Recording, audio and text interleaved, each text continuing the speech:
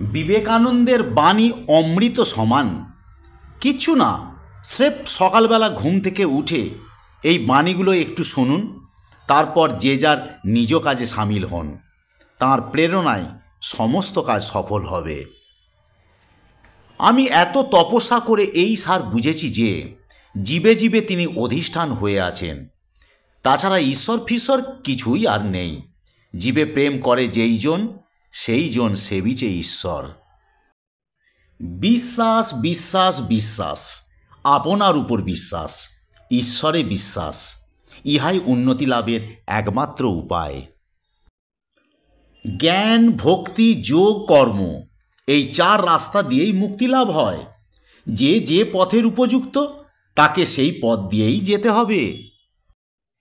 কোথায় তুমি ঈশ্বরকে খুঁজিতে যাইবে, যদি তুমি তাহাকে নিজ হৃদয়ে জীবিত প্রাণীগণের ভিতর না দেখিতে পারো, যদি না তাহাকে ওই যে লোকটা রাস্তায় মোট বহিয়া গলদঘর্ম হইতেছে তাহার ভিতর দেখিতে পারো।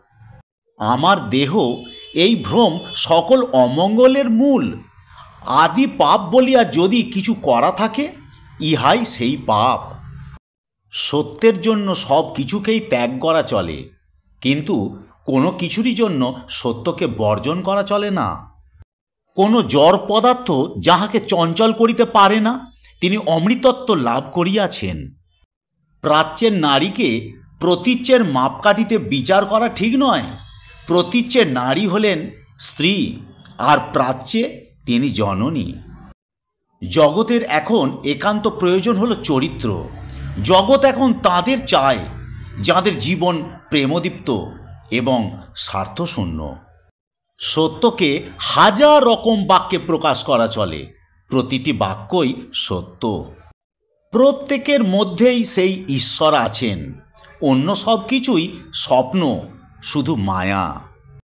সবচেয়ে বড় সত্য হলো নিজের উপর বিশ্বাস না আসিলে ঈশ্বরে বিশ্বাস আসে না।